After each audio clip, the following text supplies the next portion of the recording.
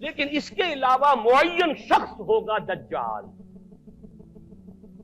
یہ معین شخص جو دجال ہوگا اس کے بارے میں بھی ایک تو بالکل متفق علیہ چیزیں ہیں. نمبر ایک کہ وہ شخص ہے، قطعی ہے، یقینی ہے، اس کا حلیہ بھی حضور صلی اللہ علیہ وسلم نے احادیث کے اندر بیان کیا ہے.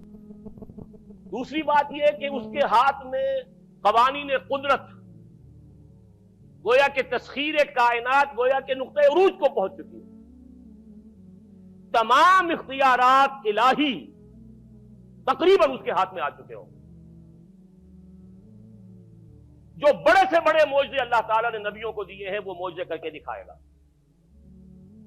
وہ مردہ کو زندہ کرے گا،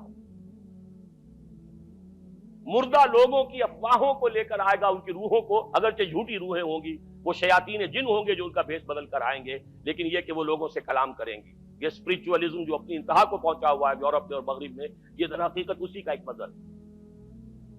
وہ کھلے بیابان کو کہے گا جہاں بالکل ڈٹیل جو ہے وہ صحرا تھا، گل و گلزار کر دے گا جب چاہے گا، جب چاہے گا جہاں چاہے گا بارش برسائے گا. فاصلہ اس کے لیے بے معنی ہوگا. اس کی سواری وہ ہوگی کہ جس کے دونوں کانوں کے درمیان فاصلہ 80 ہاتھ کا ہوگا.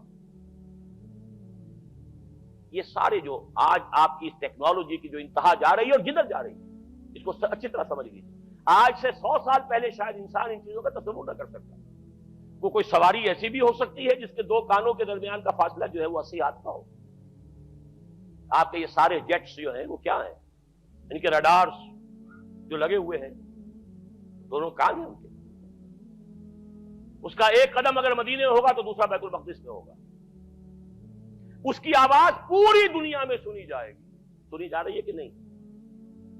یہ ساری قدرت، ساری قوتیں، تسخیر کائنات کلیتاً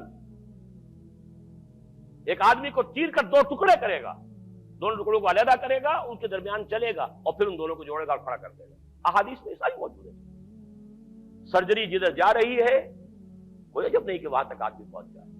فریز کر کے تو یہ معاملہ اب ہو ہی سکتا ہے، لیکن یہ کہ ابھی اگلا اور قدم کیا ہوگا کچھ نہیں کہہ سکتے. یہ چیزیں تو ہے متفق علیہ. البتہ کچھ معاملات کے اندر احادیث میں کچھ اختلاف پایا جاتا ہے اور یہ مشکلات الحدیث میں سے. اور میں بھی چونکہ اس مسئلے میں اب تک بھی کسی درجے میں، ابھی قطعیت کے ساتھ میں کوئی بات نہیں کہہ پا رہا ہوں، لیکن اب چونکہ گمان غالب کے درجے میں ایک رائے تک پہنچ چکا ہوں، اس لیے میں نے آج اس بات کو آپ تک پہنچانے کے لیے یہ عنوان اختیار کیا. اس لیے کہ حدیث میں جو آتی ہے تفاصیل اس سے معلوم ہوتا ہے کہ یہ دجال دو دجل کرے گا. یا تو وہ دو دجل کرنے والے دو دجال علیحدہ ہیں، یا یہ دونوں دجل کرنے والا شخص ایک ہی ہے. بس یہ مسئلہ ہے کہ جو آج تک مجھ سے حل نہیں ہوا تھا، اب تک کہنا چاہیے آج تک نہیں. اور یہ اس میں علماء سے بھی گفتگو ہوئی ہے، اور جن لوگوں نے اس مفہوم موضوعات پر اپنا وقت لگایا ہے ان سے بھی گفتگویں ہوئی ہیں، تو وہ بھی اس مسئلے کو حل کرنے سے تاحال قاصر رہے. لیکن یہ کہ اب میری رائے یہ ہے کہ یہ دو شخص ہیں علیحدہ علیحدہ، واللہ عالم. لیکن ایک رائے تک میں پہنچ چکا ہوں، اس لیے وہ رائے آپ کے سامنے رکھ رہا ہوں، اور آپ کے ذریعے سے وہ آگے بھی پھیلے گی تو اہل علم کے ساتھ جو ہے اس معاملے کے اندر تبادلہ خیالات کی بھی نوبت آئے گی انشاءاللہ. لیکن یہ کہ اس میں یہ بات قطعی اور یقینی ہے کہ اس طرح کا ایک شخص پیدا ہوگا. البتہ یہ کہ آیا وہ دو ہوں گے دو مختلف اوقات میں، یا ایک ہی ہوگا ایک ہی وقت میں، صرف اس میں اختلاف ہے. میرے نزدیک وہ دو ہوں گے. ایک وہ شخص جو جھوٹا مسیح ہونے کا دعویٰ کرے گا، المسیح الدجال. جیسے حضور نے فرمایا میری امت میں 30 دجال اٹھیں گے جو نبی کا دعویٰ کریں گے، جن میں سے 5-6 تو حضور کے اپنے زمانے میں اور آپ سے متصل اٹھ کھڑے ہوئے تھے. بعد میں محمد علی باب ہو، بہا اللہ ہو، قادیانی اور نہ معلوم کہاں کہاں کون کون اٹھے ہوں گے، واللہ عالم. کسی طریقے سے ایک شخص مسیح ہونے کا دعویٰ کر کے کھڑا ہوگا، یہودی ہوگا. یہ ہے اصل میں وہ شے. اور اس میں جو ان دونوں شخصیتوں کے مابین اگر کوئی ذرا سا اگر ابہام رہا ہے تو میں ایک حدیث بھی نوٹ کر کے لایا تھا، حضرت عبادہ ابن صامت رضی اللہ تعالی عنہ سے ہے، عن رسول اللہ ہے، انی حدثتکم عن الدجال حتی خشیت اللہ تعقلوا. میں نے تمہیں دجال کے بارے میں بہت سی باتیں بتائی ہیں تو مجھے یہ گمان ہوا کہ شاید تم اسے سمجھ نہ پاؤ. یہ اندیشہ خود حضور صلی اللہ علیہ وسلم کو ہوا ہے، اور یہ سنن ابی داؤد کی روایت ہے۔ بہرحال میں جو کچھ عرض کر رہا ہوں کہ میں اس رائے تک پہنچاؤں کہ یہ دو علیحدہ شخصیتیں ہیں۔ ایک تو یہ ہے کہ ایک مسیح الدجال کھڑا ہوگا یہ ایک دعویٰ کر کے کہ میں مسیح ہوں، کیونکہ اس کا زمانہ بالکل قریب آ چکا، اس لیے میں آپ کو اس کے بارے میں خبردار کر رہا ہوں۔ دوسرا جو مسیح جس کی شخصیت مسیح دجال کی آتی ہے، دجال اکبر، میں صرف اشارہ کروں گا، پھر کبھی انشاءاللہ اس موضوع پر تفصیل سے گفتگو ہوگی، وہ میرے نزدیک بالکل قریب قیامت کی ایک علامت ہے۔ جو خدائی کا دعویٰ کرے وہ جھوٹا خدا ہوگا، یہ جھوٹا مسیح ہوگا، المسیح الدجال۔ الدجال الاکبر وہ ہوگا کہ جو قیامت کے بالکل قریب کی تین نشانیاں ہیں، جبکہ وہ آ جائیں گی تو حدیث میں آتا ہے کہ اس کے بعد کسی شخص کے ایمان لانے کا، توبہ کرنے کا فائدہ نہیں ہوگا۔ ویسے تو علامات قیامت جو ہے ان میں سب سے پہلی میں نے بتایا تھا حضور کی بعثت خود علامات میں سے، اس کے بعد 10 علامتیں حضور نے گنوائی ہیں، اور وہ تدریجاً پوری ہوتی چلی جائیں گی۔